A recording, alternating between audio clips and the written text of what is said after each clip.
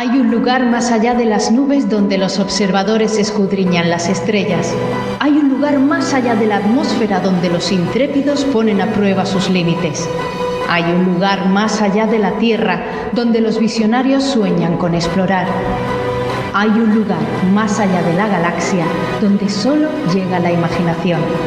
Únete a Radio Skylab, el podcast sobre el espacio, la ciencia y otras curiosidades.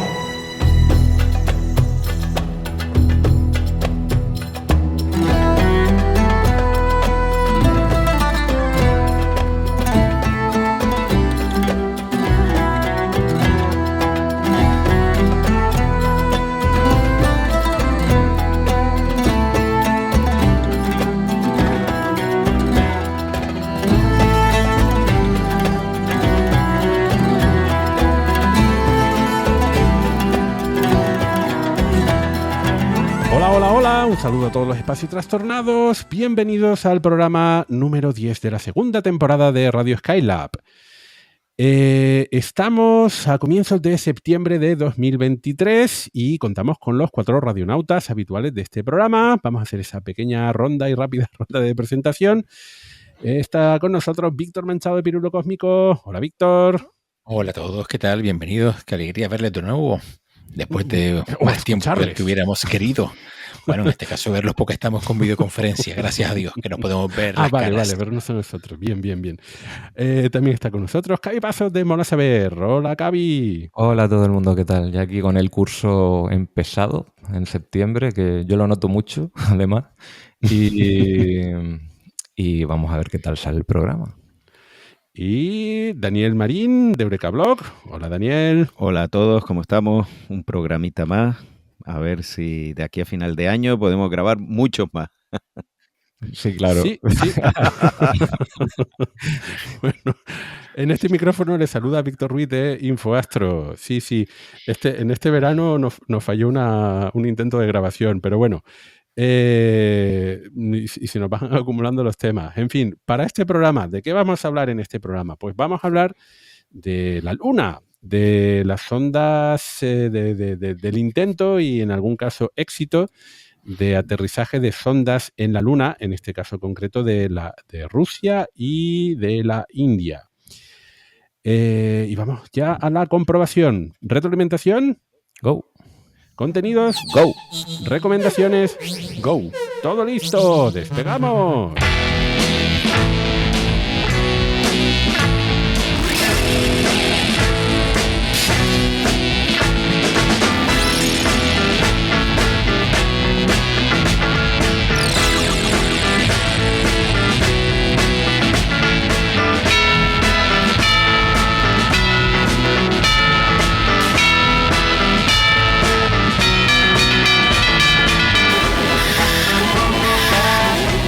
Y un programa más, aquí tenemos la sección de retroalimentación.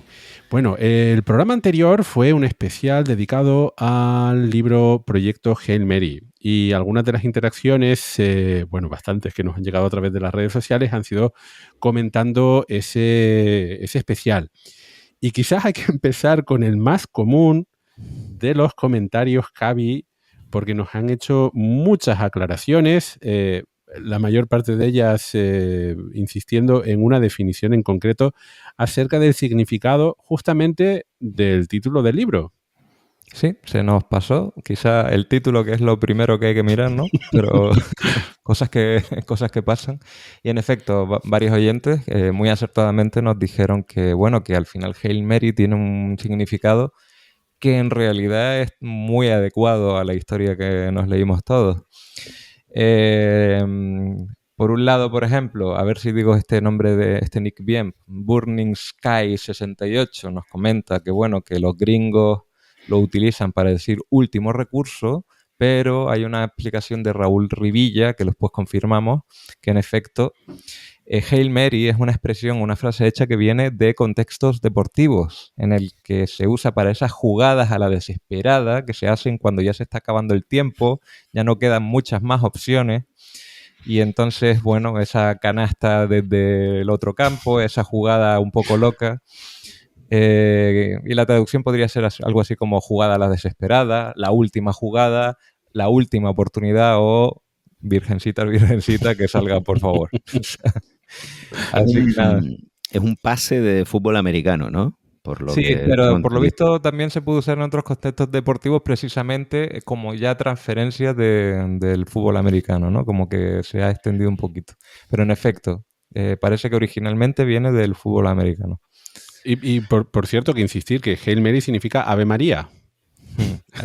Eso fue lo que dijimos en el programa, pero se nos quedó todo esto. Pues un Ave María, especialmente en Estados Unidos, pues significaría esta jugada, el último tiro en el último segundo, o eso, ya no queda tiempo, es la última oportunidad, esto y ya está.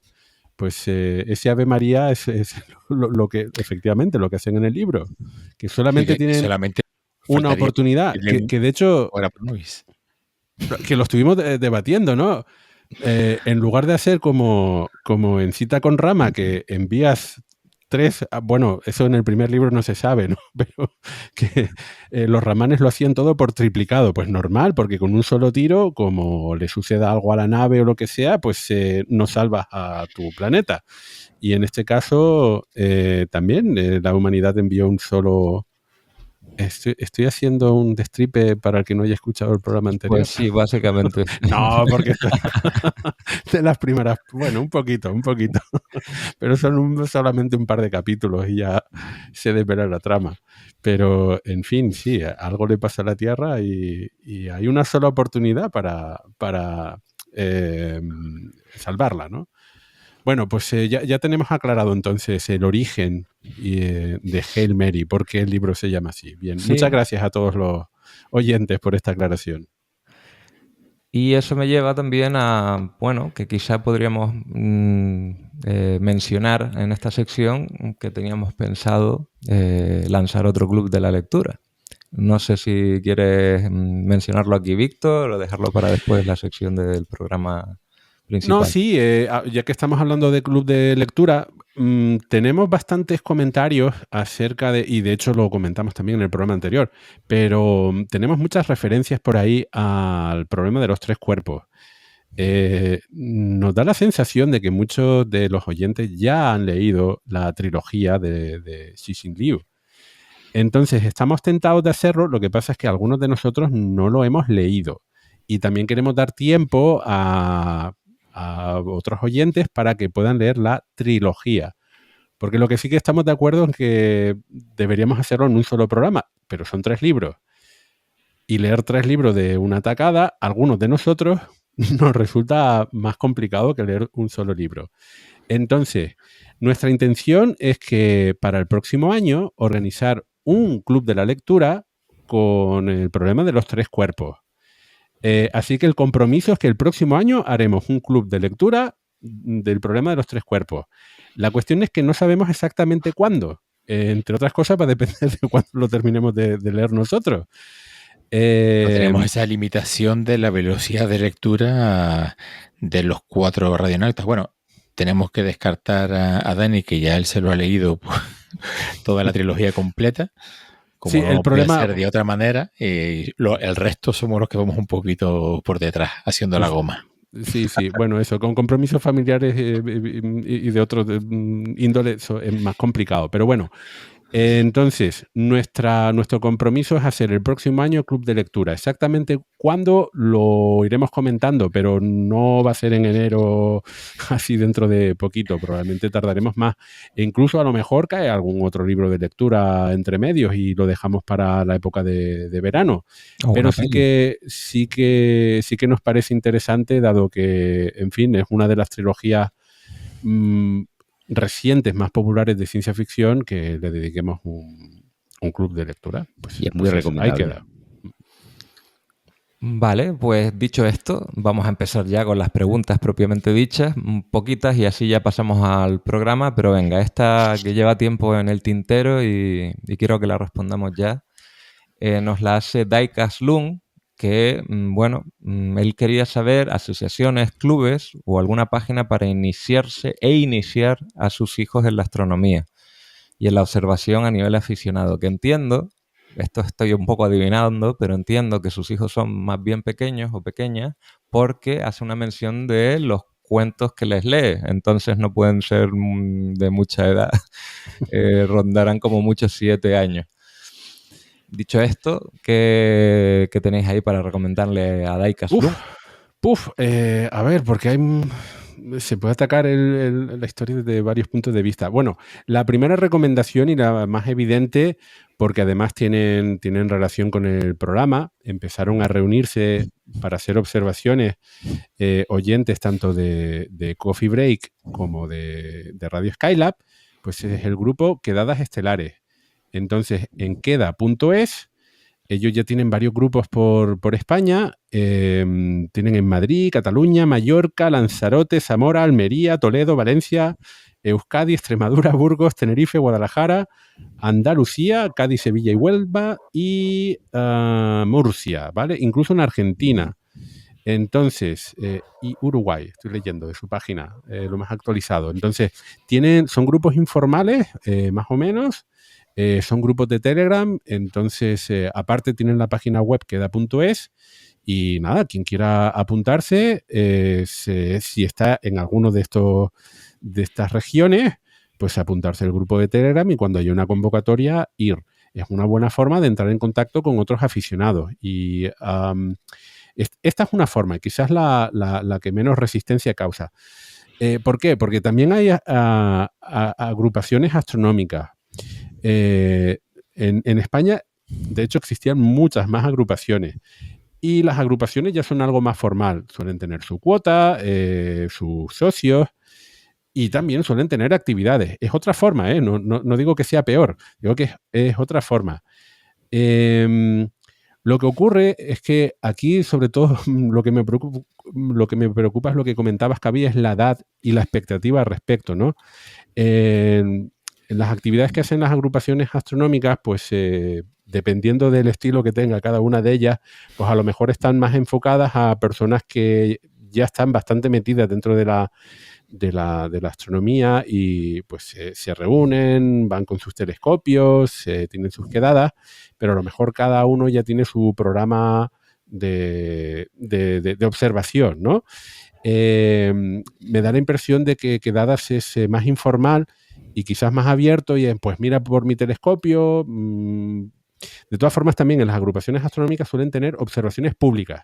Si son observaciones públicas, lo que hay que estar atento es a la prensa o a la página web de las agrupaciones astronómicas y otra opción son los planetarios, que también hay muchos, no suficientes, deberían haber más, pero hay muchos planetarios alrededor de nuestro país y de otros países y también suelen tener actividades públicas, incluso algunos museos de ciencia que a lo mejor tienen un planetario pequeñito, pero luego organizan.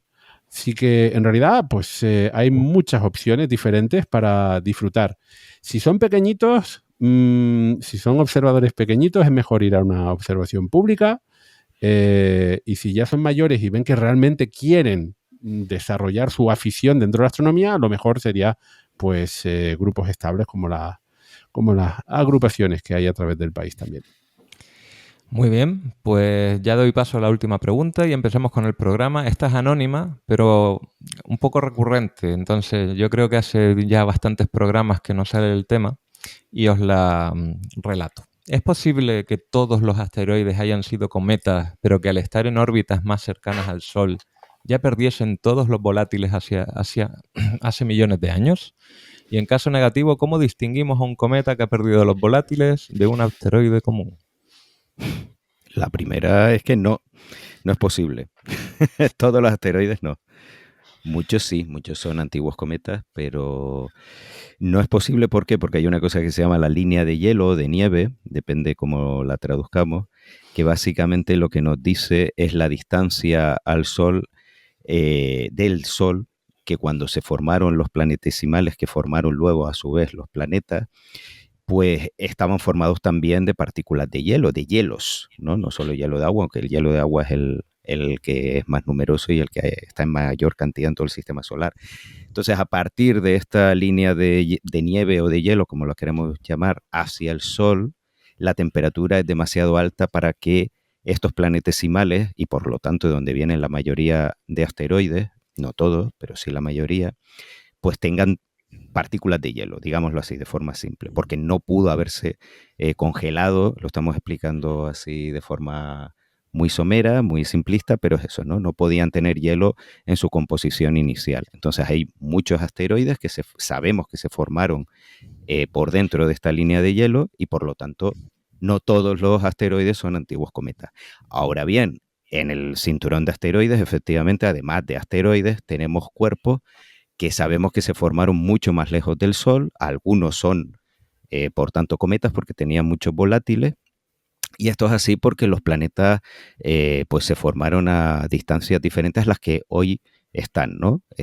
Pues Júpiter se acercó hacia el Sol, luego se frenó por las resonancias con Saturno, todo eso hizo pues que hubiera un baile de cuerpos hacia afuera y hacia el interior del sistema solar. De hecho, se cree que se pudo eyectar o una supertierra o otro gigante de hielo como Urano y Neptuno, que se eyectó y que obviamente pues ya no está en nuestro sistema solar o está en el exterior, ¿no? El famoso noveno planeta que se está buscando por ahí, etcétera, etcétera. ¿Y cómo podemos saber? La segunda parte era lo ¿Cómo de... distinguir a un cometa que ha perdido volátiles de un asteroide común? Bueno, es muy interesante porque hay lo que se llaman los cometas del cinturón principal, que es difícil distinguirlos de asteroides normales. Lo más sencillo, evidentemente, es mandar sondas espaciales y analizarlos y estudiarlos, pero como eso no se puede hacer con todos los asteroides, hay que estudiarlos desde la Tierra. Y así es como hemos descubierto este tipo de asteroides que en realidad son antiguos cometas. Son cuerpos que todavía retenían volátiles en su interior y todavía retienen algo. Y bueno, todavía no se comprende muy bien cómo han llegado ahí. Hay bastantes teorías, pero digamos que esa es la forma de diferenciarlos. Básicamente, si emiten volátiles o no, y si es un cuerpo completamente seco, que ya no tiene muchos volátiles, aunque hay que recordar que los asteroides, dependiendo de la parte del cinturón donde estén, tienen todavía volátiles, no se tiene por qué evaporar. Pues bueno, pues habría que analizar bien su composición y qué tipo de hielos tiene para saber dónde viene. Por ejemplo, Ceres, el mayor asteroide, pues tiene amoníaco y eso es una característica que nos dice que se formó más lejos, que no se formó donde está ahora. Así que hay que analizarlo cuidadosamente y ver de qué está hecho, básicamente. Voy a decir aquí que Ceres tiene el inmenso honor de ser asteroide, planeta enano, llegó a ser catalogado como cometa. Ceres tiene todas las etiquetas o las ha tenido. Bueno, pues... Bueno, cuerpo menor, cometa no, sí. cuerpo menor. No, pero al principio en su descubrimiento hay quien llegó a decir que fue un cometa. Exacto, también. Sí. Hubo una época que fue catalogado como cometa. Eso es, entonces. Bueno, pues nada, yo creo que la pregunta ha sido respondida, gracias Daniel, y ahora pues vamos a dar paso al programa, ya que hemos estado hablando de volátiles y de agua, esto es bastante relevante en el tema que nos trae con relación a la Luna, así que vamos allá.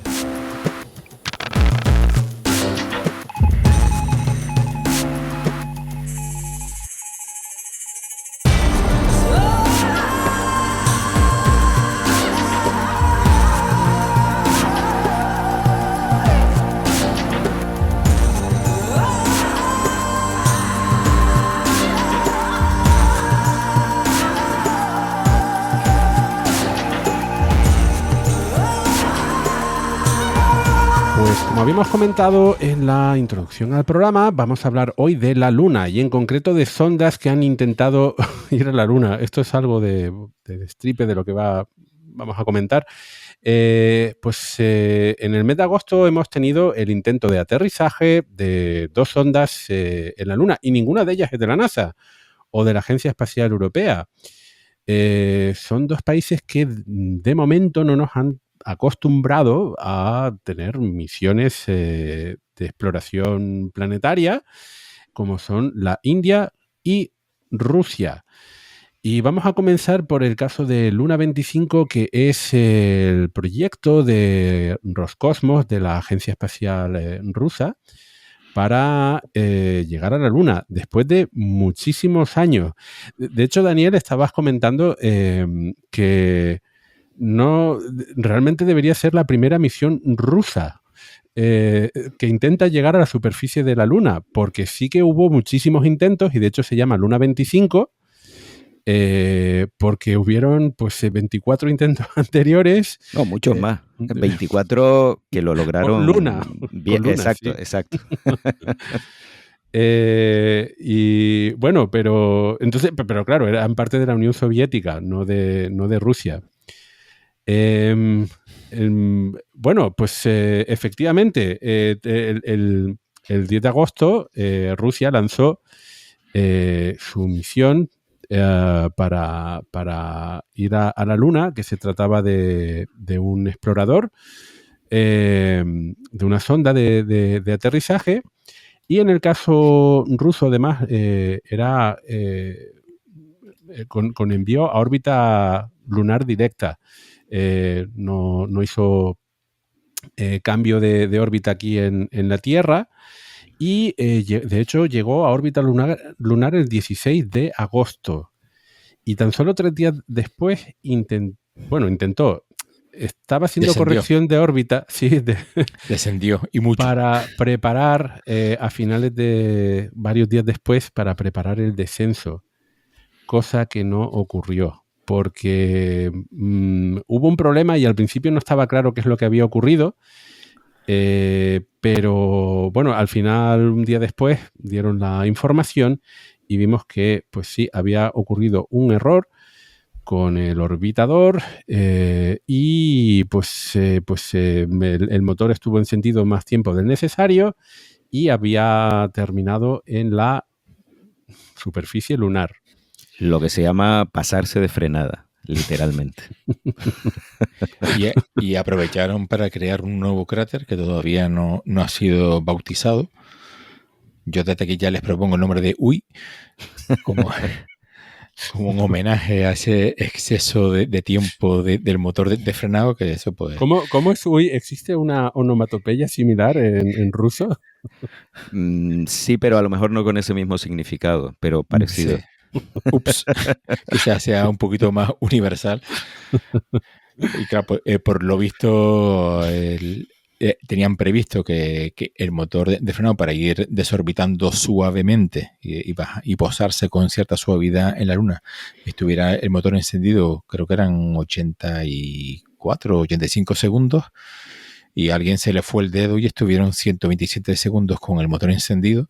Así que, pues claro, todos los cálculos que con la Luna hay que hacer extremadamente precisos y exquisitos, porque a diferencia de otros planetas, uno de los problemas que tiene la Luna es que la gravedad no es homogénea en toda su superficie. Según por donde vayas pasando, hay más o menos gravedad porque hay ciertas concentraciones de masa. Entonces, aunque parezca que se llega con mucha facilidad a la superficie de la Luna, hay que ser muy cuidadoso. Y hay que ser muy, muy exquisito y muy puntilloso con los tiempos de encendido de motores, y parece que lamentablemente en este caso, eso, pues como estamos comentando, se les fue a alguien el dedo, no lo calcularon bien y se pasaron de frenada y vamos, la pobre nave pues terminó en la Luna, que era su objetivo, pero más rápido de lo que estaba previsto.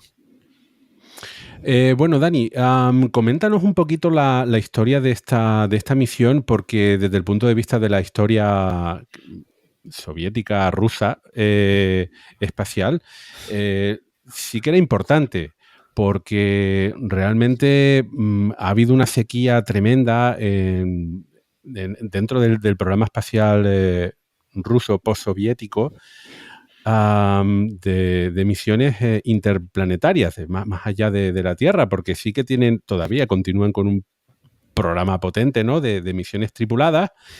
En la NASA sí es evidente, ¿no? Incluso China ahora empieza a tener este programa tan ambicioso, ¿no?, de misiones a la Luna, a Marte, incluso más allá.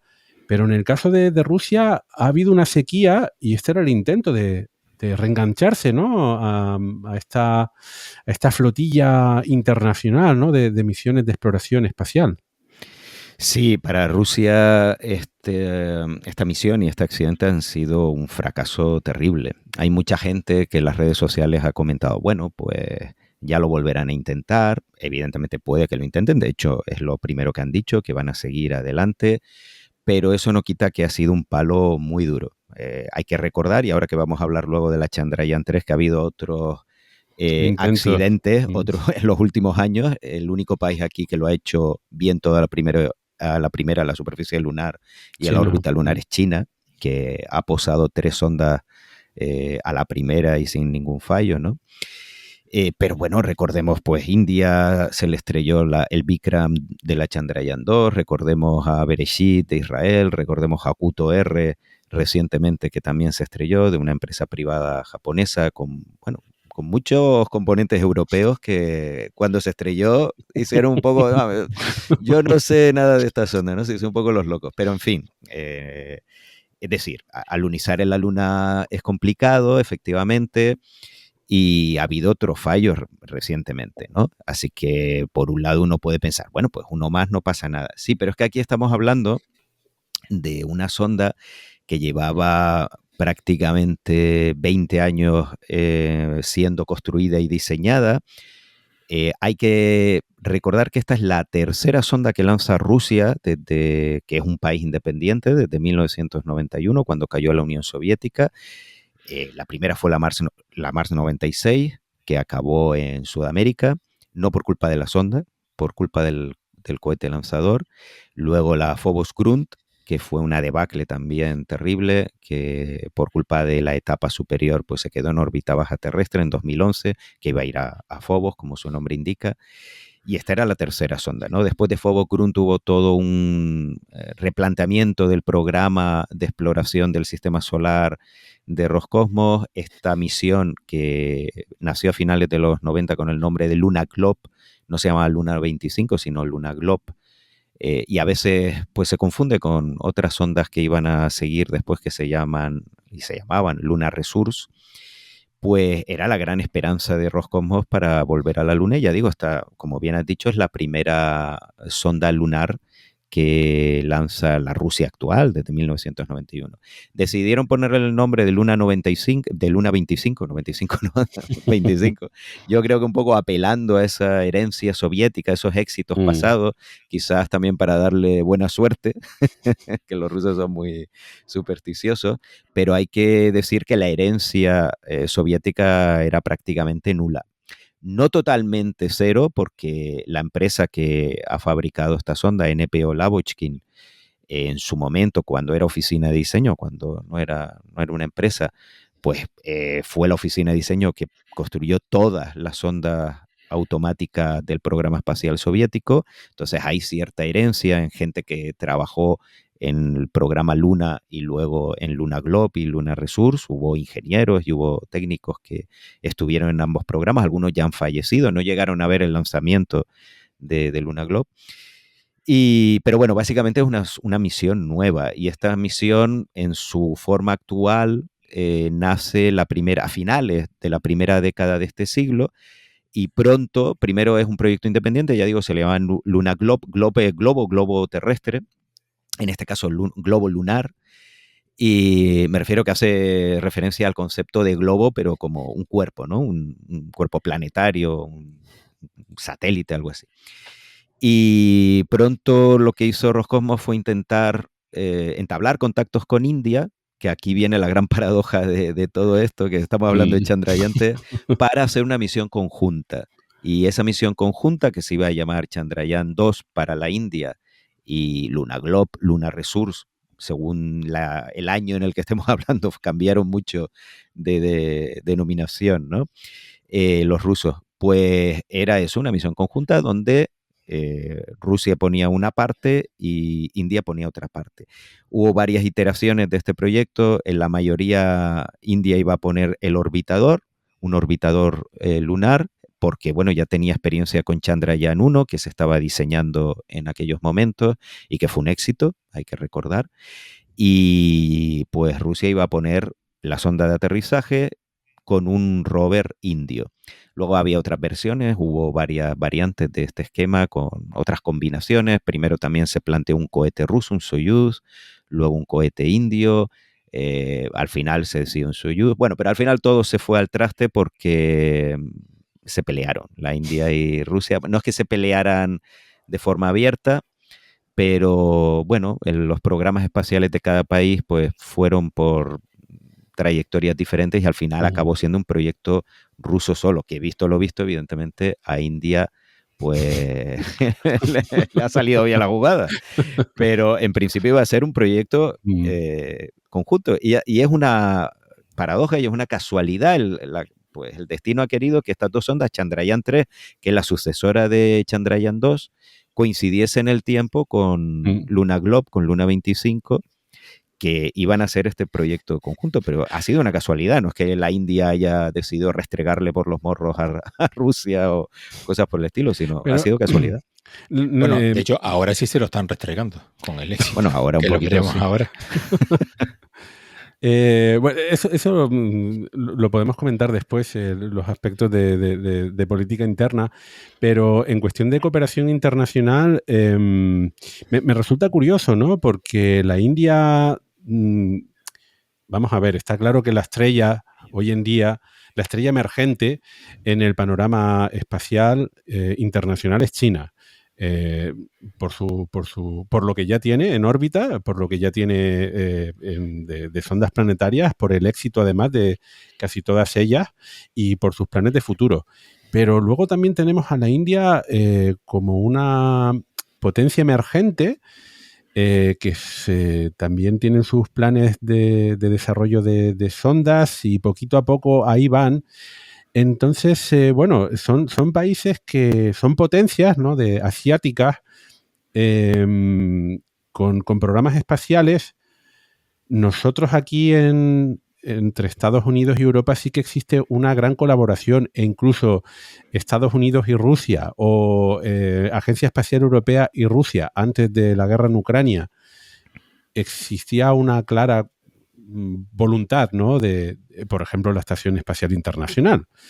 Sin embargo, la colaboración más allá de los tres grandes jugadores hasta ahora, no lo veo tan a menudo, ¿no? Especialmente con estas potencias emergentes. ¿Tienen la voluntad de más bien ir por su cuenta o más bien son a alto nivel, existen reticencias, ¿no? Rusia no quiere colaborar con China, o China no quiere colaborar con Rusia, o India con China, pues, en fin. Es que, claro, es que es un triángulo amoroso muy complicado. Rusia se lleva bien con India y China, pero todos sabemos que China e India se llevan a matar, ¿no? Entonces, ese es un problema que, de hecho, se sabe que China ha puesto, no sabemos hasta qué punto, esos son rumores, se habla, pero bueno, se sabe que está ahí esa presión, del mismo modo que hay una presión de Estados Unidos sobre Europa para que no colabore con China, no la puedes traducir en, mira, hay un documento, no, pero se sabe que existen esas presiones y no a nivel de rumores vagos, sino hay casos concretos, pero es verdad que no está por escrito. Pues lo mismo ocurre con China y Rusia sobre India. Se sabe que China ha presionado a Rusia para que no colabore tanto en materia espacial con India y que se vaya, en todo caso, con ellos. Pero también, claro, China como potencia que ha adelantado por la derecha completamente a Rusia, y luego lo podemos comentar, que ahora se ha comparado mucho el programa lunar indio del chino, no tiene nada que ver. Es decir, podemos decir que China, bien si está en la primera o la segunda división, está una división por delante de India, más allá del éxito de Chandrayaan-3, que ha sido un éxito pues fantástico y muy merecido. Y claro, aquí hay varios factores, ¿no? Aparte de esto que comentábamos, luego Rusia es una nación que no está acostumbrada a colaborar siendo un socio menor. Exacto, justo claro. Lo que iba a decir, un socio minoritario, sino ellos que quieren lleva la voz cantante. Ahí está. Y de hecho, eso fue uno de los motivos por los cuales hubo esta ruptura entre India y Rusia con el programa Chandrayaan Luna Globe, y luego fueron cada uno por su lado. Es verdad que luego también India, como ahora pues la gente supongo que sabe, tiene de líder a Modi, que es un ultranacionalista, y él no veía tampoco con buenos ojos para nada, pues que el programa espacial de su país colaborase tanto con con Rusia y quería que fuese más independiente también por ese pique con China.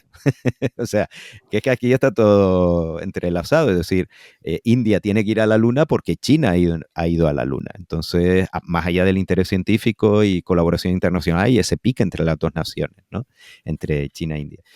Entonces, al final, pues es un triángulo de relaciones muy complicadas. Lo único que está claro es que China e India no colaboran porque se van muy mal. Y luego China, pues quiere que Rusia colabore, pero no. Es decir, quiere que Rusia le suministre ahora mismo, ¿no?, tecnologías clave que ellos todavía no dominan, como motores cohete, energía nuclear en el espacio, y ya en motores cohete casi que están a punto, ¿no?, de alcanzar el nivel ruso, y en algunos casos ya les han adelantado.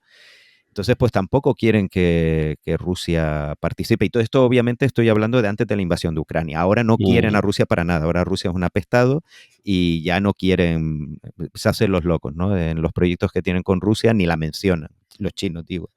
La única colaboración así importante que hay es que, por ejemplo, en el programa de sondas Chang'e, la Chang'e 3 y la Chang'e 4 y los dos rovers, Yutu y Yutu 2, llevaban calefactores y RTG de plutonio suministrados por Rusia, que por eso estas sondas siguen en funcionamiento. El rover Yutu no, pero tanto la Chang'e 3 como la Chang'e 4 y el rover Yutu 2 siguen funcionando gracias a este plutonio ruso, cosa que luego lo veremos, Chandrayaan 3 probablemente después de 14 días que ya ha entrado en hibernación y probablemente no despierte. A lo mejor esperemos que sí, pero lo tiene muy difícil. Y ya sobrevivir 2 días, lo va a tener 2 días lunares, muy, muy complicado porque no tiene plutonio. Entonces, más allá de esta colaboración nuclear, no hay mucho más. Y claro, con la guerra de Ucrania, ahora nadie quiere colaborar con Rusia. Y en fin, el programa espacial ruso está en una situación muy complicada. Por eso esto ha sido una torta muy grande, literalmente. Por un lado, una torta de la sonda, y para el programa espacial ruso ha sido muy humillante.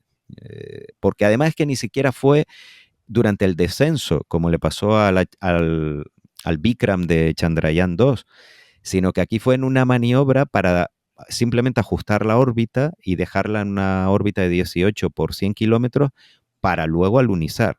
No fue en el descenso, que uno puede entender que es más complicado y bueno, hay una roca ahí, falla el radar, falla el LIDAR. No, no, aquí fue en una maniobra relativamente menor y además con la metedura de pata brutal de que el motor pues estuvo encendido el doble de lo previsto, que todavía no se sabe por qué, pero da un poco igual. O sea, esto ha sido una humillación y ya digo, sobre todo de un programa que llevaba prácticamente 2 décadas para ser desarrollado. También es verdad que había muchas presiones para lanzarlo ya cuanto antes y supongo que eso ha contribuido al tortazo que hemos visto, al hito frenado épico y triste, ¿no?, de esta misión. Mi pregunta, que por cierto, que dentro de un ratito hablaremos de Chandrayaan 3 y ahí hay algunos aspectos políticos que me interesan bastante, pero ¿el lanzamiento de Rusia fue provocado por Chandrayaan 3? ¿Rusia quería adelantarse a la misión India? En líneas generales no, que haya sido un factor adicional, bueno, puede ser, pero no era para Rusia, no era un factor fundamental. Sí que había presiones para lanzarla ya.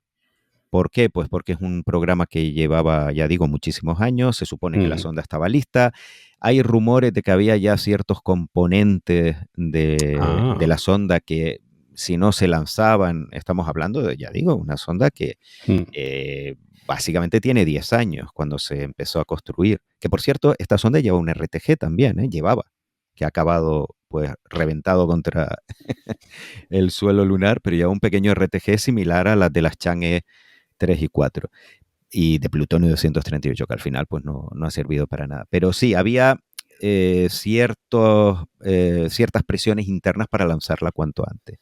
Y eso no es la primera vez en el programa espacial ruso, lo vimos más recientemente con el módulo Nauka, el MLM, que lo lanzaron a la ISS un poco ahí a lo loco, porque si no, pues caducaban, entre comillas, bastantes componentes y al final casi se estrella con la ISS. Al final, bueno, es un desastre, pero finalmente pues se acopló con la estación.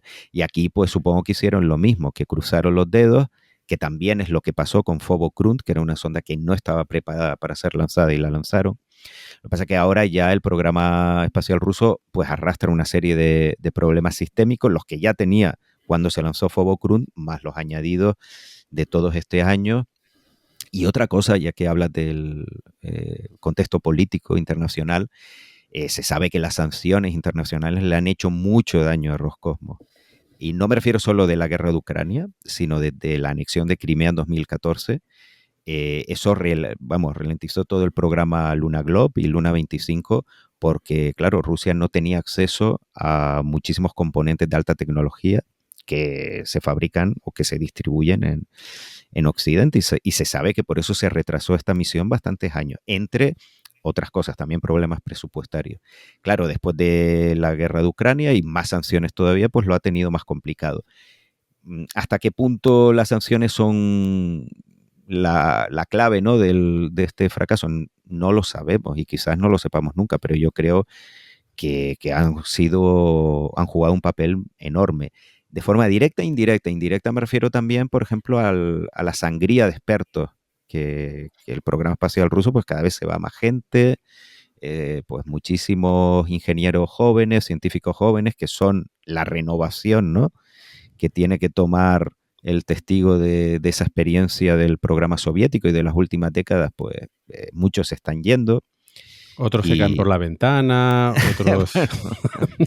Bueno, claro, aparte de ya directamente cuando nos movemos ya en temas de asesinatos y cosas mafiosas, ya, bueno, apaga y vámonos. Pero sin llegar a esos extremos, muchísimos ingenieros han ido, ¿no? Y gente que colabora en el programa espacial ruso. Lo mismo, ¿hasta qué punto eso es el factor clave? Pues quizás nunca lo sepamos porque no se puede medir directamente, pero yo estoy convencido de que si lo sumas todo, me refiero desde las sanciones de 2014 y ahora, pues a raíz de la invasión el año pasado de Ucrania, yo creo que todo esto junto es decisivo.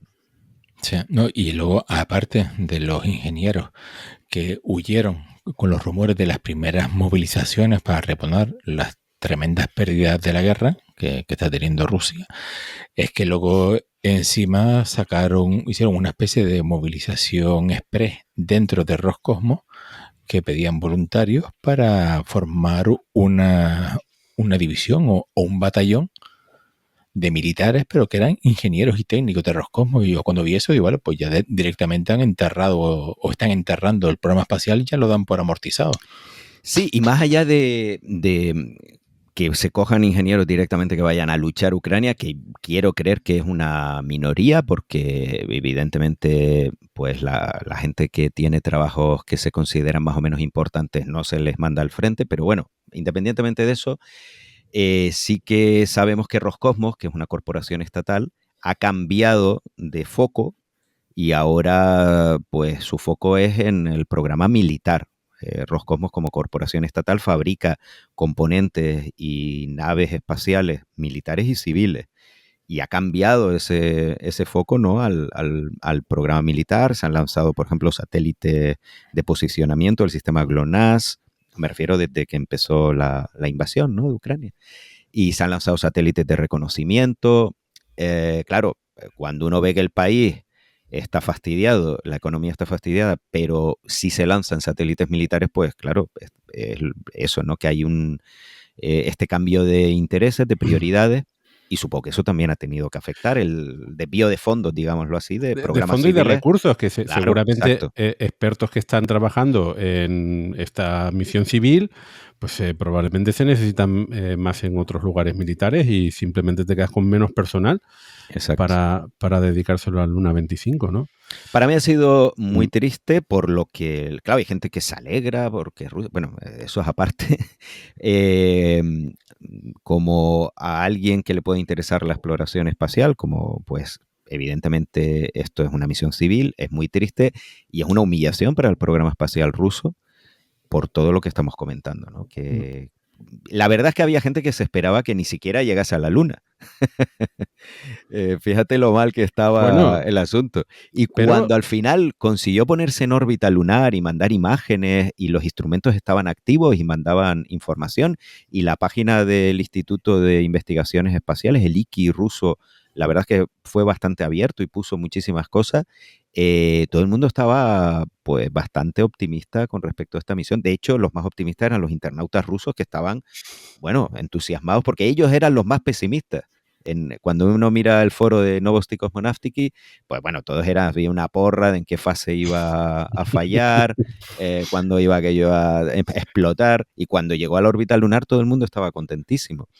Y ya digo, al final, pues este fallo en una etapa, en una maniobra rutinaria, ha sido como, bueno, pues un jarro de agua fría, ¿no? sí. Bueno, no quería olvidar, porque no lo hemos comentado, cuál es la misión de Luna 25, porque en sí misma era muy interesante. Se trata de llegar al polo sur lunar. Bueno, Bueno, una no cosita aquí, exactamente. eso, yo es que No exactamente. siendo aquí un poco de Tiquismiqui. muy tiquismiquis, que está todo el mundo No hablando, tanto tanto, no tanto. Chandrayaan y Luna 25, Luna Globe, ¿no? De que es el polo sur. No es el polo sur, estamos hablando de una latitud 69 grados sur, que estaba lejos, todavía está bastante lejos del polo sur. Claro, la gente dice, bueno, pero eso aquí en la Tierra son las regiones árticas o antárticas. Ya, claro, pero es que la Luna no tiene la inclinación, el eje de la Luna no está inclinado 23 grados, está inclinado 1,5 grados. Entonces, bueno, define ártico, antártico. Sí que es verdad que es esta latitud y va a ser, que de hecho la zona está bastante cerca de la Chandrayaan 3, donde alunizó, es la zona más al sur de lo que nunca ha intentado alunizar una sonda espacial.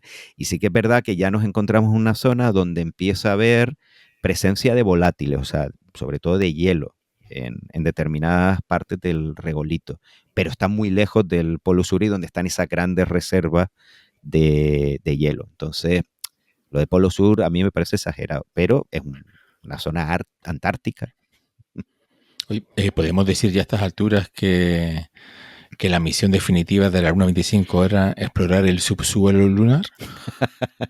Mira, si hubiese sido en el Polo Sur, podría haber hecho un experimento tipo como en la CROSS, la sonda aquella que se estrelló contra la superficie lunar en el Sí. Polo Sur. Pero claro, como estaba eso, más al norte, y además no se estrelló donde iba a alunizar, sino todavía más al norte, pues no, no ha escarbado nada importante, no se ve ahí una placa de hielo, ¿no? Así que no, ni para eso ha servido. Bueno, pues esta sonda tenía bastante instrumentación porque, aunque no sea exactamente el polo sur, lo cierto es que hay un gran interés por...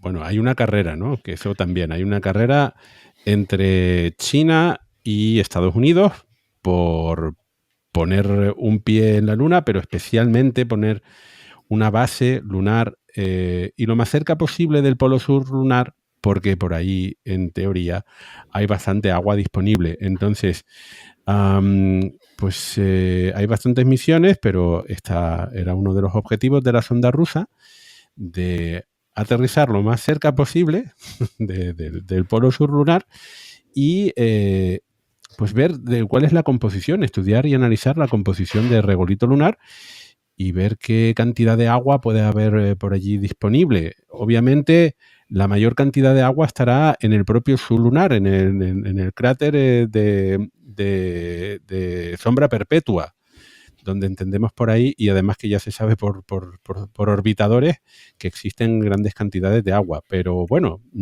a lo mejor debajo de la superficie todavía se podría mantener alguna a otras latitudes, y en cualquier cosa, pues eso, es interesante irse acercando por allí e ir estudiando la composición de ese suelo, ¿no? De esa superficie lunar. Y para ello la sonda Luna 25 pues tenía un espectrómetro de masas, tenía también un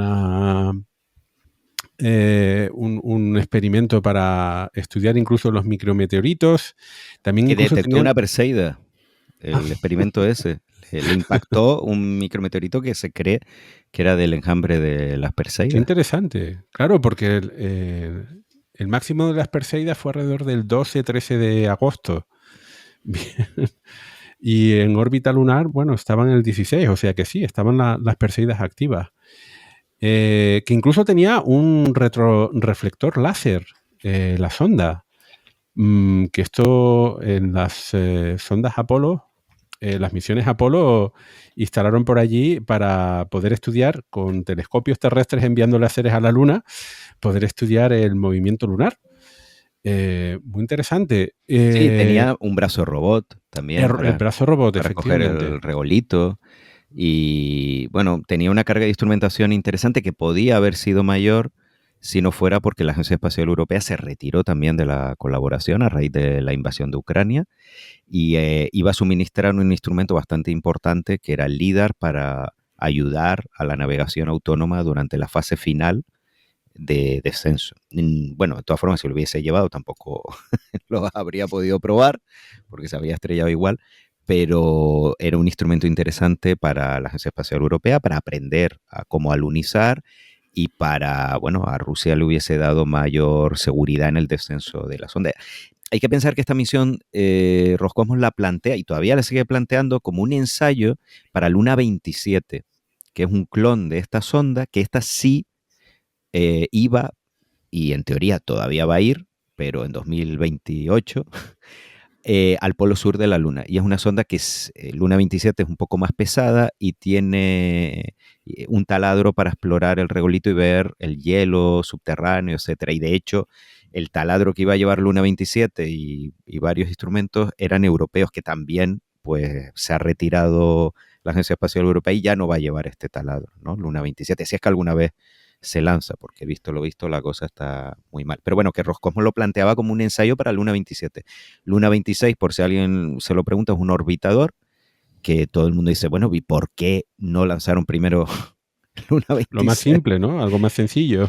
Claro, pero resulta que por un lado no lo tienen muy terminado esta sonda, el diseño ha tenido muchos problemas, Luna 26 me refiero, y Luna 25 ya lo tenían bastante completo el diseño, lo que comentábamos antes, de hace casi 20 años, y desde hace 10 años ya estaban construyendo la sonda. Entonces, este orbitador también se ha ido pues retrasando y habrá que ver si al final lo lanza. La zona de aterrizaje es un cráter, eso a 60, casi 70 grados sur. Bogulavsky, ¿existía alguna característica especial de la zona de aterrizaje? Aparte de que fuera más o menos llana y de poco riesgo. Sí, lo que comentábamos, que era una zona donde ya empezaba a haber una concentración de volátiles destacable, según los datos de otras sondas, de otras misiones, como la Chandrayaan-1, por ejemplo, que hizo un mapa de la presencia de volátiles del hemisferio, sobre todo al Polo Sur, las regiones árticas y antárticas de la Luna. Pues aquí había ya una presencia, en principio, detectable de esos volátiles. Esa era una de las características de esta zona. La otra era que era relativamente plana, porque la elipse de aterrizaje de esta misión era muy grande. En una Luna 25 tiene una precisión, o mejor dicho, una imprecisión muy elevada que contrasta con Chandrayaan 3 y sobre todo con las ondas chinas, que han tenido, por ejemplo, la Chang'e 5 pues ya tenía una precisión comparada con Luna 25 brutal, que es otro de los ejemplos pues que nada, que China no está en dos divisiones por delante, ¿no? En este sentido. Bueno, pues de hecho existe confirmación del litofrenado porque el Lunar Reconnaissance Orbiter, el LRO de la NASA, ha tomado imágenes desde órbita, obviamente, un orbitador en órbita, valga la redundancia, y pues se ha confirmado porque hay imágenes del bipanazo en la superficie de la Luna. Del nuevo cráter. Sí, hay un pequeño cráter ahora en la Luna nuevo, artificial. Así que, bueno, pues nuestras condolencias a la familia Espacio Trastornada por la pérdida de esta sonda. el programa ruso de exploración espacial sigue un gran problema. Y vamos a pasar a comentar ahora a Chandrayaan 3, que es todo lo contrario porque es un éxito, es un gran éxito. Y esto viene, bueno, recordemos, hace ya unos cuantos programas le dedicamos una pequeña sección, un pequeño tema a comentar el futuro del programa espacial chino. Y recuerdo que estamos hablando de eso, de Chang'e 3, Chang'e 4, Chang'e 5, y cómo después de estas misiones que iban desde lo más sencillo, que era un orbitador, luego un orbitador y un aterrizador, y luego con un rover, y luego ir complicando, ¿no? El objetivo, obviamente, era ir preparando todo lo necesario, todas las tecnologías para que en el futuro puedan llegar tripulaciones a la superficie lunar chinas. No sé si el programa indio se puede permitir tener tanta ambición, me refiero sobre todo a la parte tripulada. No.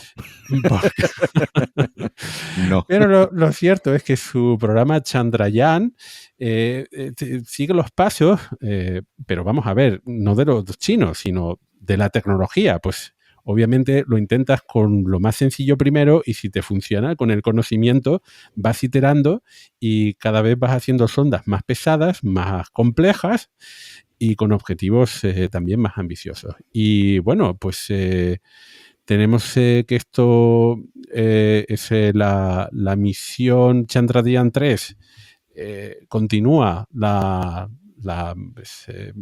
sigue a Chandrayaan 2 de 2019 y se lanza el 14 de julio, llega a órbita lunar el 5 de agosto y aterriza el 23 de agosto.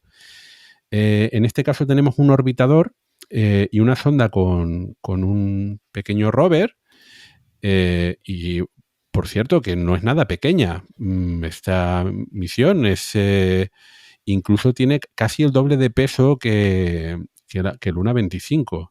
Claro, pero esta sonda tiene el módulo de propulsión que se queda en órbita lunar y luego la sonda de aterrizaje.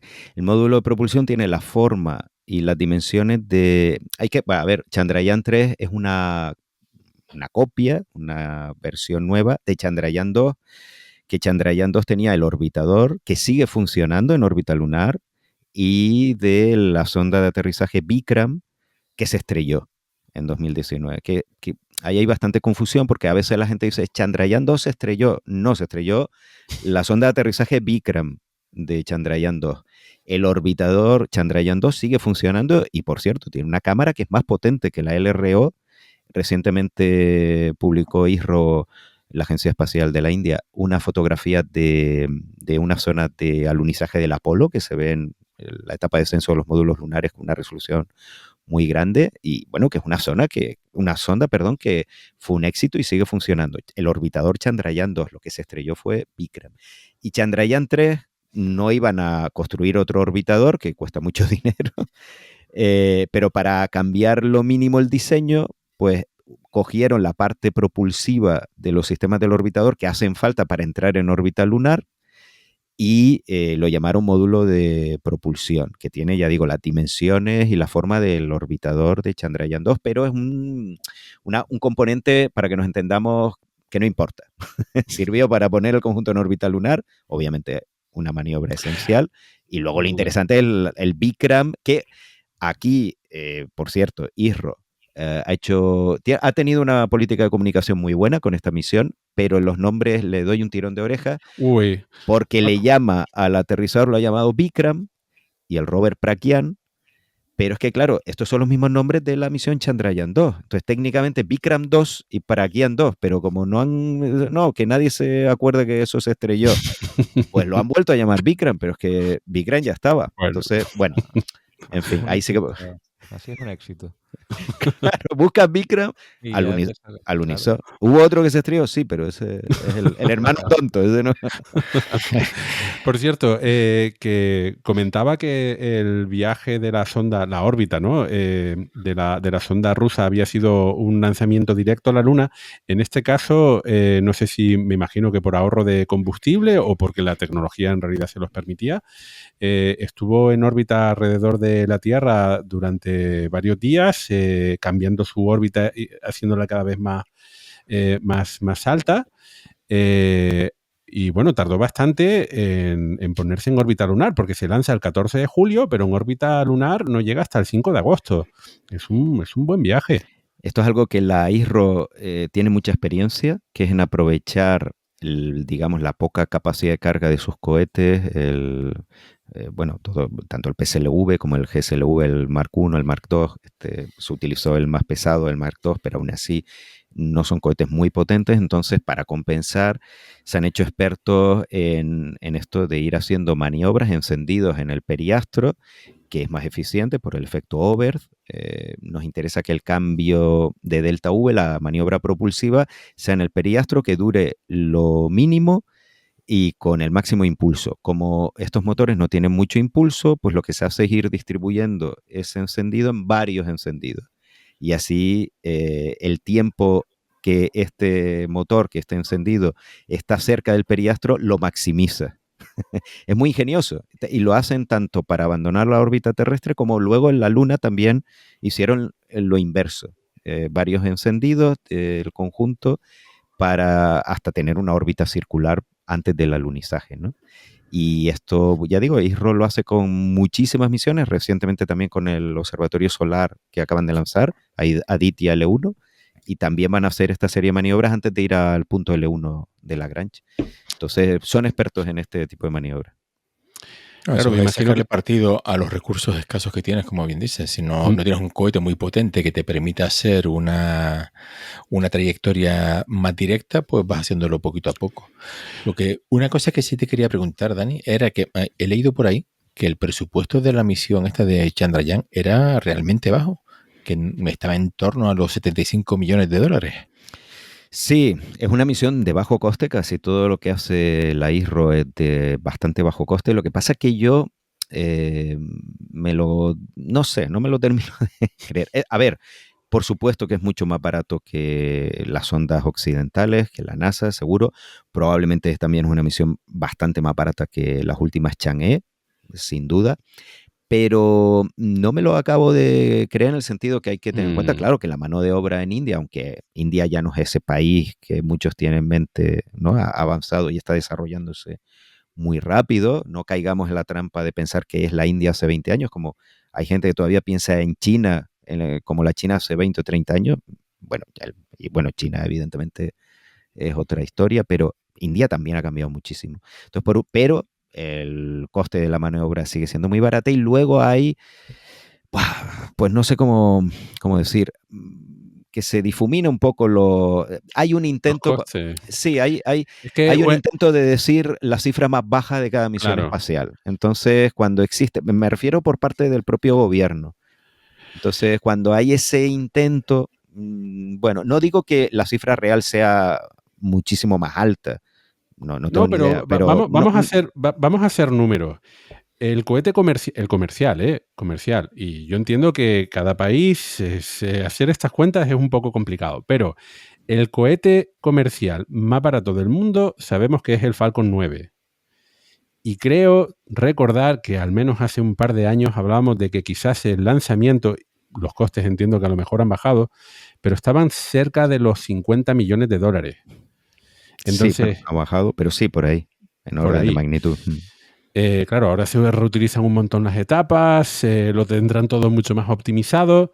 Pues bueno, pero por ahí andará la cosa. Entonces, estamos hablando de que una potencia, otra potencia espacial, es decir, otra empresa, otra organización, otro país, tiene que desarrollar el cohete, su propio programa espacial, tienen un cohete y tienen que desarrollar, porque esto es el lanzamiento, 50 millones, 40, 30, esto es el cohete nada más. Luego hay que desarrollar por completo toda la misión, o sea, toda la sonda.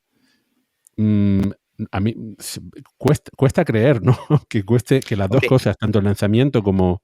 Esta misión sí que ha podido ser más barata de lo normal porque lo que decíamos es una copia literal, y no es nada malo, sino que es una copia de Vikram 1 de Chandrayaan 2. Entonces se cogió, es el mismo diseño, los mismos instrumentos, todo igual, y se volvió a construir.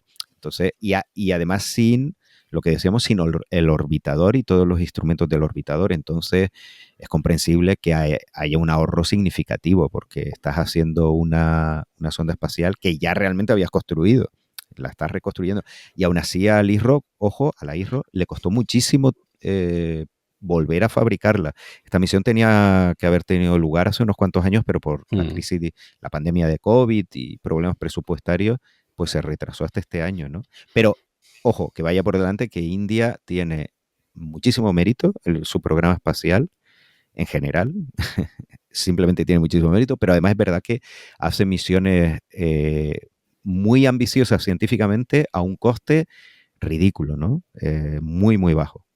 La sonda marciana Mangalyaan, que ojo, que India ha llegado a Marte, a la órbita de Marte, también fue un éxito. Es verdad que científicamente una sonda que cojeaba un poquito de resultados científicos, pero oye, fue un éxito y también por un presupuesto comparado con cualquier misión de la NASA que, vamos, la NASA no le da ni para medio instrumento.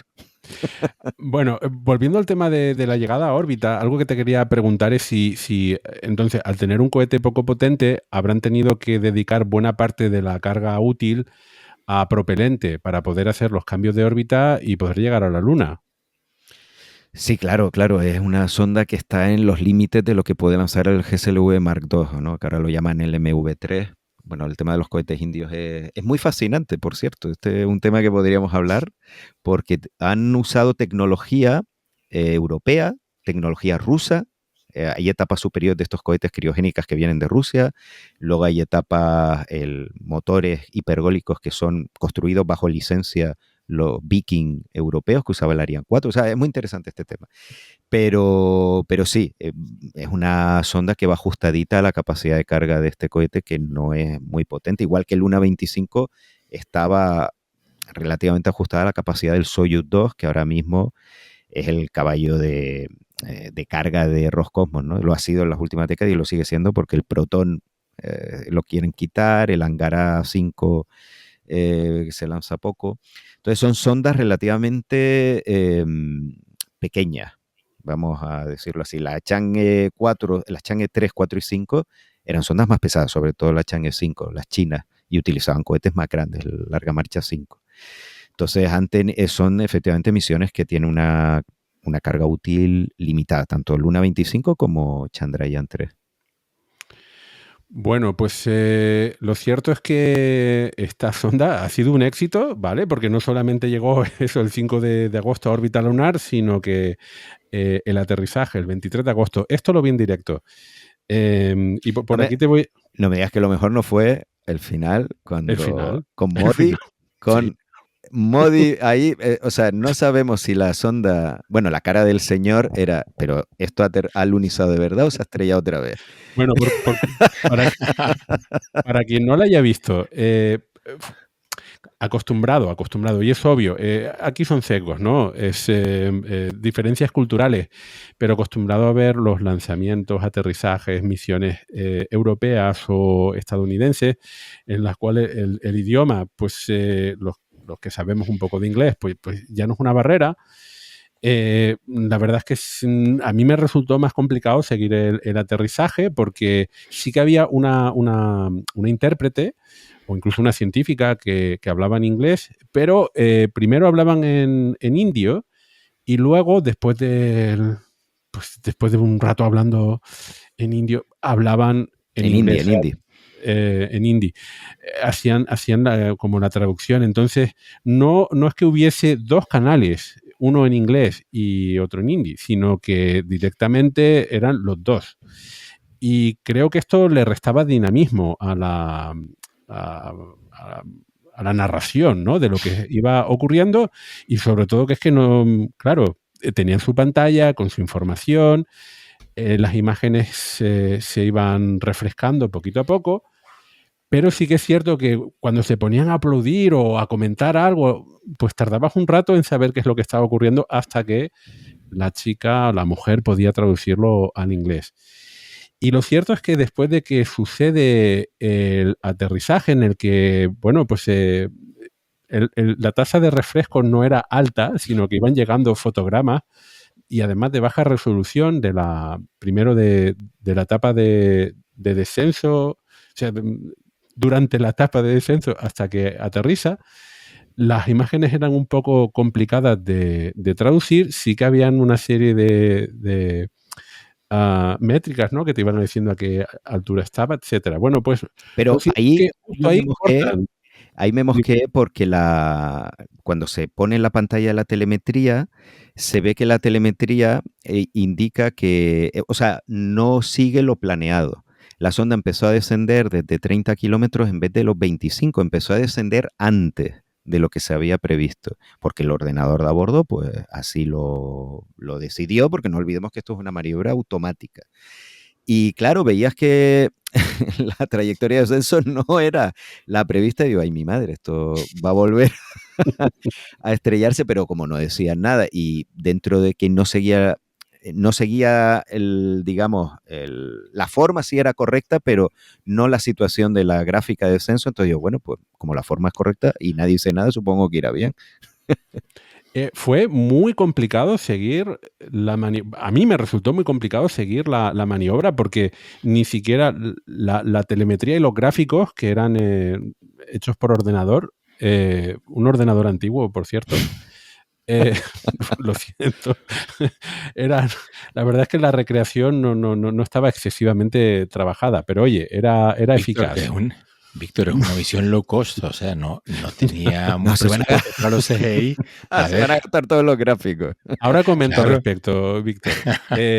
Lo cierto es que a mí me resultó difícil hacer el seguimiento del descenso y cuando sucede, claro, como hasta que no tienes la traducción, no sabía qué es lo que había ocurrido. Lo cierto es que sí, al final aterriza, pero es que hay como un parón brutal.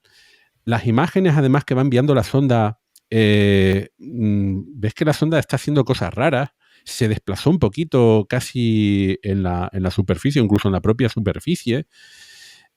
Yo tuve mucha confusión, realmente estaba confundido, y además cortaron las imágenes justo cuando dan por buena el aterrizaje y a continuación, que es de lo que se estaba riendo un poco Daniel, a continuación lo que hay en lugar de, bueno chicos, efectivamente tenemos los datos por aquí, todo correcto, la telemetría correcta, sí, todo lo instrumental correcto, ¿no? Bueno, eso desde el punto de vista de ingeniero, no. En ese momento se convierte en propaganda. Aparecen ahí políticos y los directores de la misión empiezan a dar discursos. Y tengo que decir que estuvieron dando discursos durante más tiempo que durante todo lo que fue la maniobra de descenso. Estuvieron Pero más de media hora. es un buen ejemplo, es una buena metáfora de lo que es el programa espacial indio con Modi. O sea, él plantea todo el programa espacial indio como una forma de, bueno, como otros países también, vamos, esto no es Como nada otros nuevo, países, creo que como casi todos. como casi todos, pues eso, de reforzar el orgullo nacional. Repito, Modi es un político ultranacionalista que dentro de la India pues genera también bastante polémica. Fuera más, pero dentro mucha.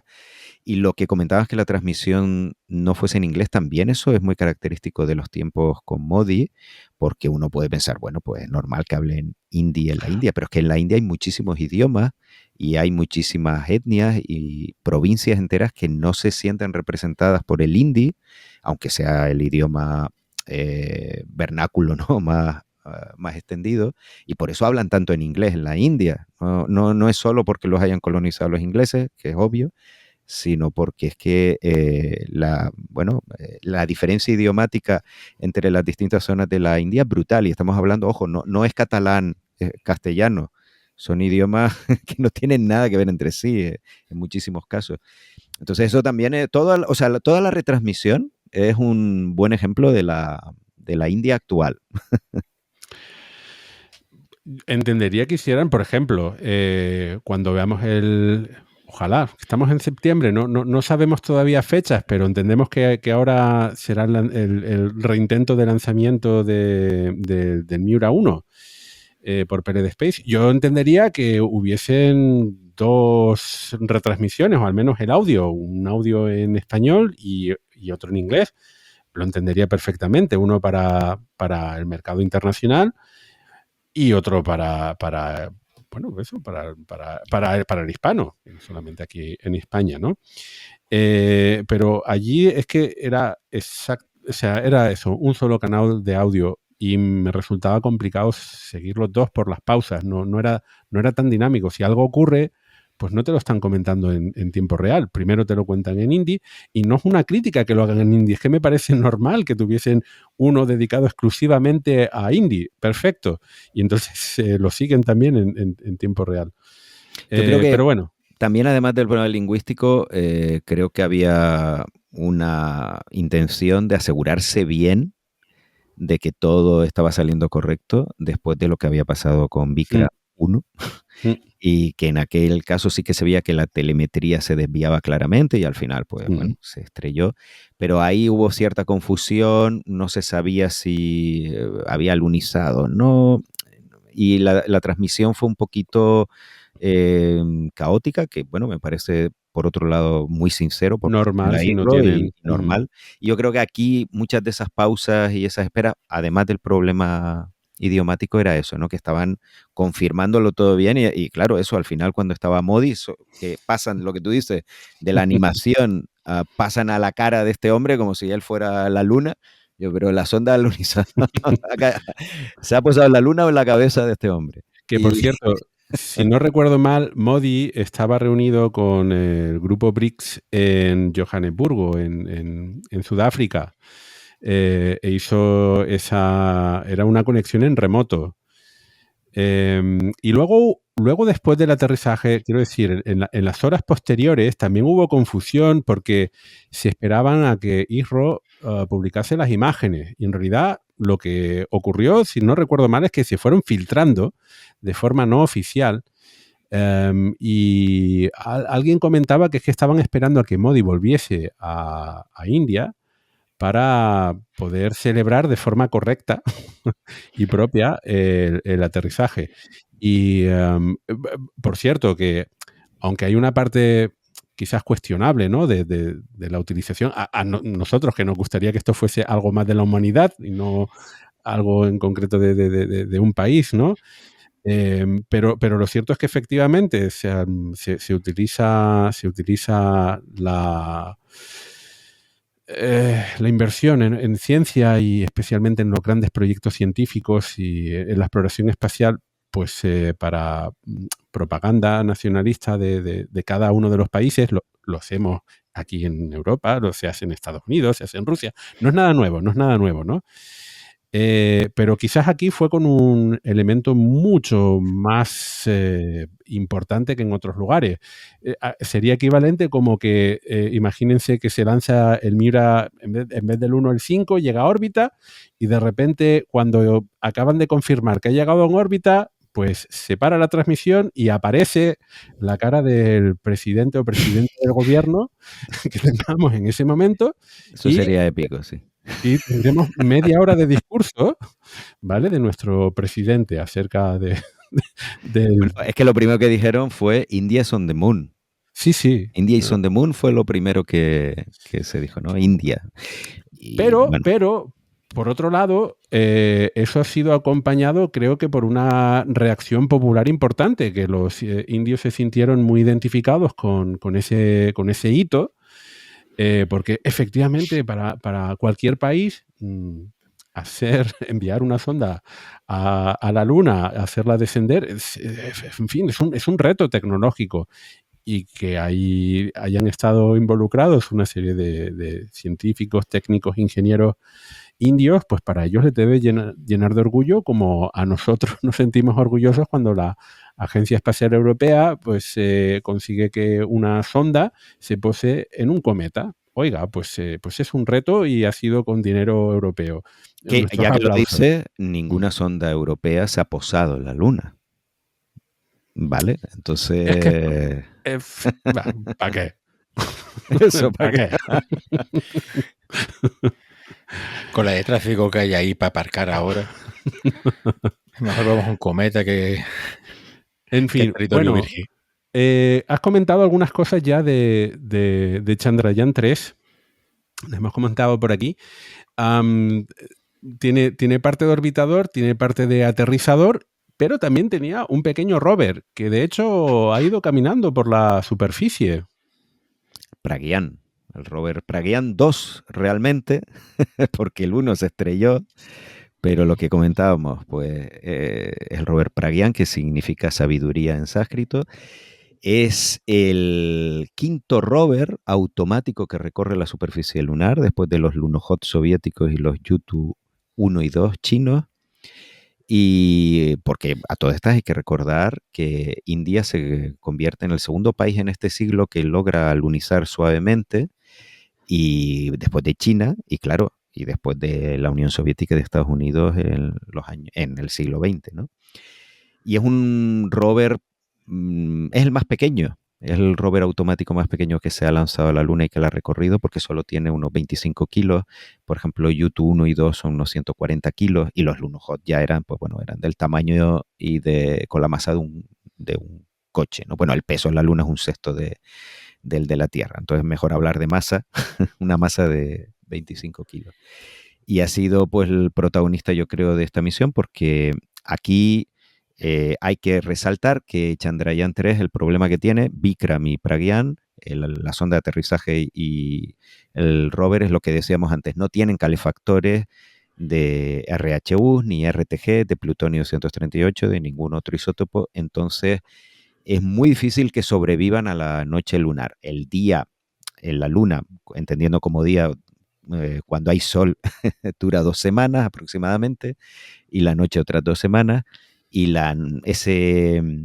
para una nave espacial aguantar 2 semanas a esas temperaturas tan bajas es muy difícil, muy difícil. ¿Significa que no pueda despertar de la hibernación? No, a lo mejor la sonda, evidentemente, como es más grande, pues retiene más calor, puede que pues salga de esta hibernación después de la noche lunar, pero lo tiene complicado. Esa es una gran diferencia de estas misiones con respecto, por ejemplo, a las chinas. Pero sí que la mayor parte de sondas que se van a lanzar este año y los siguientes del resto de países tienen esta característica, que es que no tienen pues plutonio ni tienen ningún otro isótopo para aguantar a la noche lunar, así que su misión en la mayor parte de los casos va a ser 2 semanas. Ya digo, ojalá sobreviva. El tema es que esta limitación lo que ha implicado es que, bueno, pues que en cuanto alunizó se desplegó el rover para aprovechar al máximo el tiempo en la superficie, y una vez se cargó la batería, que aquí pues afecta la latitud de la zona de alunizaje, que por cierto estaba muy La cerca. sombra. Claro. Es muy curioso ver las fotografías de la superficie, ¿no? Tomadas por la sonda, porque se ve una sombra alargada. Sí, y vemos que los paneles solares del rover es vertical, y de Vikram también pues tiene paneles solares en los laterales, ¿no? Precisamente para poder recibir el sol durante la mayor parte del tiempo, porque son regiones polares, ¿no? Y esto es algo que nos tenemos que acostumbrar en el futuro. La mayor parte de sondas que se van a lanzar estos años van a ir ahí, pues a la Luna me refiero, van a la zona del Polo Sur, pues van a tener esta configuración de paneles verticales. Bueno, quería hacer una comparación, pero ya llevamos una hora por aquí hablando de esta historia y ya has dado las pinceladas más importantes acerca de Chang'e 4 con Chandrayaan 3, porque es cierto que ahora hay, digamos, dos misiones en activo, o le quedan poco tiempo a Chandrayaan 3. Pero lo que no quería terminar este tema sin comentar que realmente esto es la avanzadilla, tanto las sondas chinas como esta misión exitosa india, es la avanzadilla de muchas otras sondas que van a intentar llegar a la superficie de la Luna, especialmente en el Polo Sur. ¿Qué nos puedes contar al respecto, Daniel? Porque de hecho has hecho una entrada en tu blog comentando especialmente las misiones estadounidenses que están programadas. Algunas de ellas entiendo que además son comerciales. Bueno, a lo mejor subvencionadas por la NASA, pero sí que hay bastante interés por volver a la Luna y hacerlo con tecnología nueva, con misiones relativamente baratas. Sí, lo que ha hecho Estados Unidos es, bueno, todos sabemos que tiene el programa Artemisa para llevar seres humanos precisamente al polo sur de la Luna, en principio en 2025, todos sabemos que eso no va a ser así, que será, bueno, en algún momento de los próximos años, pero van a ir porque China va a ir antes del final de 2030, eso es seguro. Hay que hablar de Starship. Claro, van a ir o con Starship o con el módulo lunar de Blue Origin o con lo que sea, pero van a ir. Entonces, bueno, antes de mandar seres humanos, evidentemente hay que enviar sondas, sobre todo al Polo Sur, pues para ver dónde están esos depósitos de hielo, etcétera, etcétera. Y la NASA hace unos años creó un programa que se llama CLPS, CLIPS, lo pronuncian ellos, que es básicamente intentar recrear el éxito de los programas comerciales en la ISS, de las naves comerciales, pero con estas sondas. Y es, la NASA subvenciona a empresas privadas para que estas desarrollen unos módulos lunares que vayan a la Luna. Ese dinero no se da alegremente, sino que hay unas condiciones. La NASA paga por llevar unos instrumentos propios, según la misión, uno o varios o muchos instrumentos de la NASA, y a cambio, pues con ese dinero, estas empresas, Intuitive Machines, Firefly, bueno, muchas empresas que participan en el programa CLIPS, pues desarrollan estos módulos lunares. Al igual que en el caso del ISS, si hay un sobrecoste, esto lo tienen que pagar las empresas. La NASA no va a pagar más. Esto es en teoría, en la práctica no es así. Una de las principales misiones de todo el programa CLIPS es la que va a llevar el rover Viper al polo sur de la Luna. Es un rover de la NASA, un rover que va a durar unos 3 meses. Este no tampoco tiene isótopos, pero como es el polo sur y está iluminado casi permanentemente, pues ahí puede mantenerse más tiempo. Y aquí sí es polo sur, ¿no? Y esta es una misión muy interesante. A ver, espérate. ¿A partir de qué latitud podemos hablar de polo sur? Cuando estamos a pocos grados. Aquí estamos hablando ya de, a partir de 80 yo hablaría ya de... Vale. Pero bueno, 70 no, 80. No, 70 no, 80, 85. Y este es un rover grande que va a explorar el Polo Sur. Y lo que quiero decir es que, aparte de ser de todas las misiones que están aprobadas del programa CLIPS, quizás la más interesante porque es un taladro para estudiar el hielo, etcétera. Es una misión que en principio tenía un dinero asignado, pero la NASA dice, no, no me fío de esta empresa, no me fío porque esto se va a estrellar. Es una misión que va en el módulo lunar Griffin y al final la NASA ha acabado dando más dinero porque no se fía de que esto se estrelle. Entonces, lo de coste fijo es relativo, es lo que quería decir. Pero sí que hay muchas misiones planeadas, la mayoría al Polo Sur en el programa CLIPS, y a estas hay que añadir pues las misiones Chang'e, la misión Chang'e 6, 7 y 8 que están planeadas para los próximos años, las sondas ILRS, y también la mayoría de estas van al Polo Sur. En el caso de China, quiere construir la estación esta ILRS automática, que luego va a transicionar a la base tripulada que quieren hacer a partir de 2030. Lo mismo que Estados Unidos, que estas sondas no tripuladas, CLIPS, pues luego van a interactuar con las misiones Artemisa tripuladas. Bueno, la verdad es que se nos presenta, al menos en lo que se refiere al programa de exploración lunar, un futuro brillante en la próxima década. Y además con ese horizonte de la posibilidad de ver en menos de 10 años a alguna tripulación. Lo que no sabemos si será china o será estadounidense. Y antes que eso sí que es bastante probable que veamos orbitar, ¿no? Tripulaciones orbitando la Luna. Antes del descenso.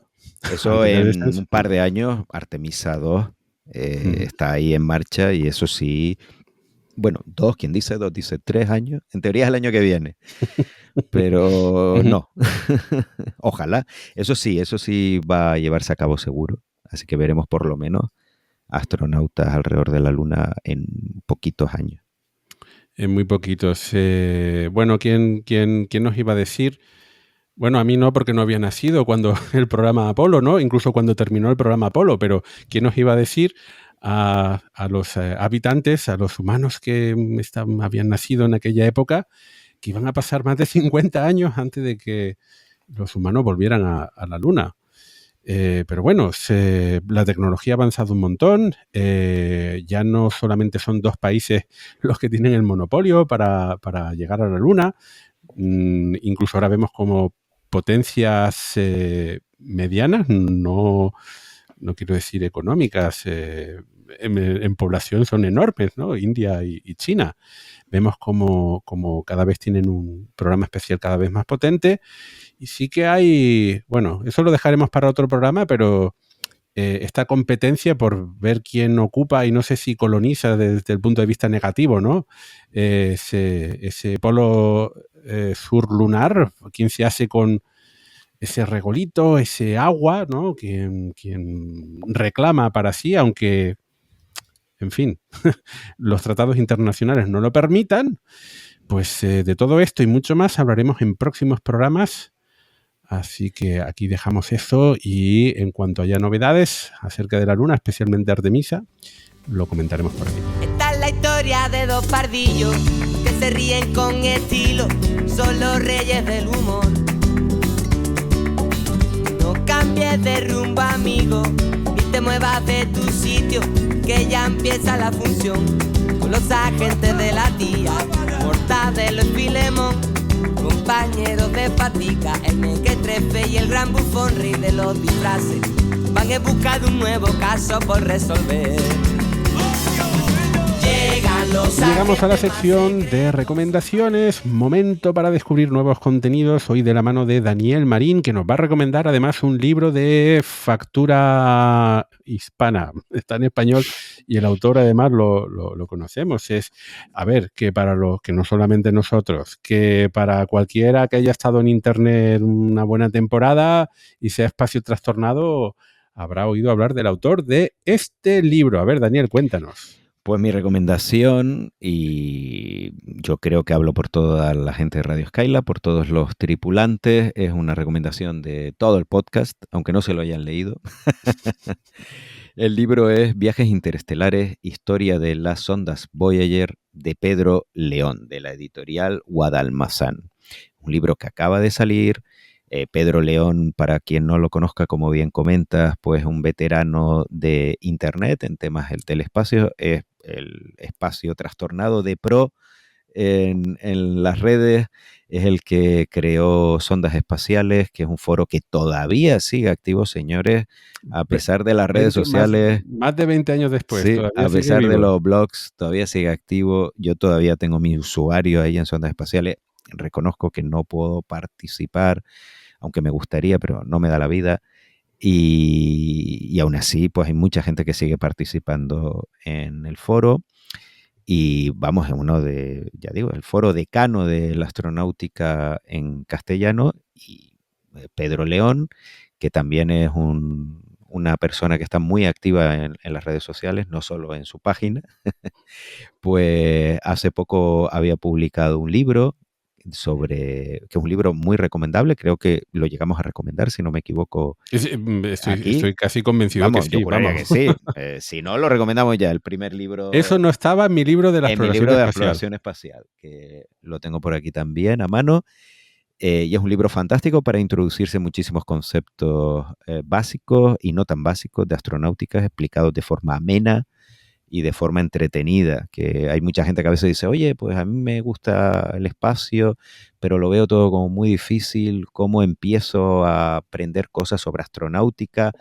Pues hay 2 formas y no son excluyentes. Una es el juego Kerbal y otra leerse este libro de Pedro León, el que habíamos comentado ahora, que fue el primero que ha publicado. esto no estaba en mi libro de exploración espacial. Pero bueno, retomando la recomendación de hoy, un libro diferente, el nombre lo dice, pues es la historia de la sonda Voyager. Uno puede pensar que las misiones Voyager, que fueron 2 sondas espaciales de muchas que se han lanzado, pues a lo mejor no da para un libro muy extenso o muy ameno, pero Pedro ha conseguido que este libro sea realmente entretenido.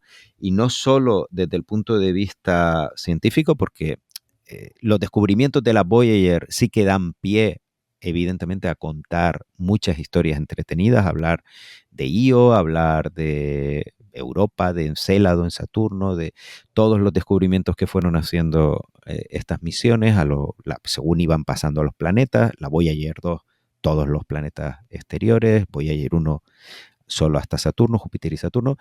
Entonces, esa parte, digamos que es la más sencilla, pero él consigue, pues, contarnos todo el desarrollo de la misión, incluyendo los datos técnicos de la sonda, toda la parte de preparación, pues cómo se llegó a planificar esta misión y a lanzarla. Es decir, la parte a priori más árida, más complicada de explicar, y sin embargo lo consigue hacer de una manera, al igual que decíamos con su primer libro, pues muy amena, muy entretenida, y que es una historia que, en mi opinión, no se ha contado nunca, sobre todo en español. Se ha contado en inglés por parte de los propios participantes de la misión, pero claro, ahí hay un sesgo obvio. Cuando alguien habla de sí mismo, o la NASA o una agencia espacial habla de sí mismo, pues no se cuentan determinadas cosas porque no interesa o porque se considera que no es importante, y sí lo son, etcétera.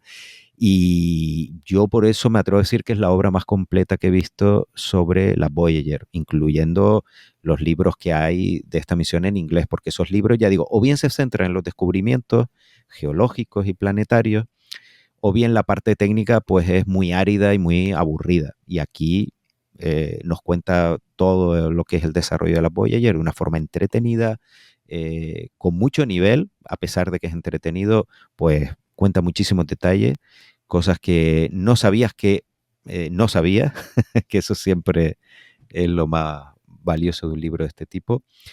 En fin, que es una obra que cualquier espacio trastornado debe leerse, y si le interesa la exploración del sistema solar y las misiones Voyager, pues evidentemente, ya digo, es el mejor libro que se ha escrito sobre la sonda Voyager.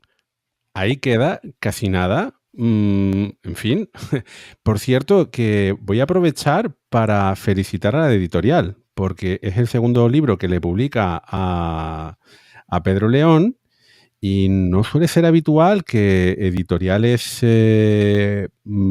españolas apuesten por contenidos de esta especialización. No voy a decir que sea un libro de nicho, porque está escrito para que cualquier interesado pueda seguir los contenidos, ¿no?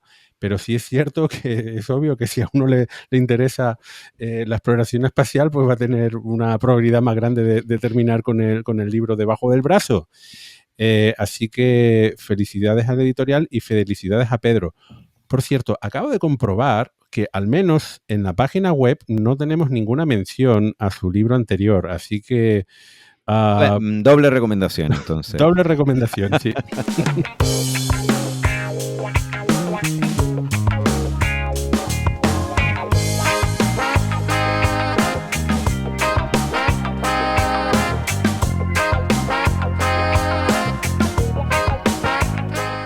Pues así llegan los instantes finales. En este día de Radio Skylab se va el sol, como en la luna. Por cierto, iba a hacer un comentario que se nos iba de tiempo, pero es que el día lunar está relacionado con el mes terrestre. Lo que llamamos mes en la Tierra es un día en la luna. Esa es la definición, pero bueno, da igual. Nos vamos a ir despidiendo. Víctor Manchado. Pues muchísimas gracias por acompañarnos en esta nueva órbita, la 10ª órbita de la segunda temporada, y esperamos volver muy prontito con más cosas. Javi Pasos. Pues ha sido un placer. Ya veremos cómo van todos estos planes lunares y esa competencia por el agua. Y no olvidemos que también por las islas de luz, en algunos cráteres especiales del Polo Sur, que es el combo lo que quizá nos permita ver una base lunar permanente. Dani. Pues ha sido un placer y hasta la próxima. Y en este micrófono, Víctor Ruiz se despide hasta el próximo programa. ¡Hasta pronto! The color of your skin don't matter to me. As long as we can live in harmony. Yeah, yeah. I kinda like to be the president. Then I could show you how your money's spent.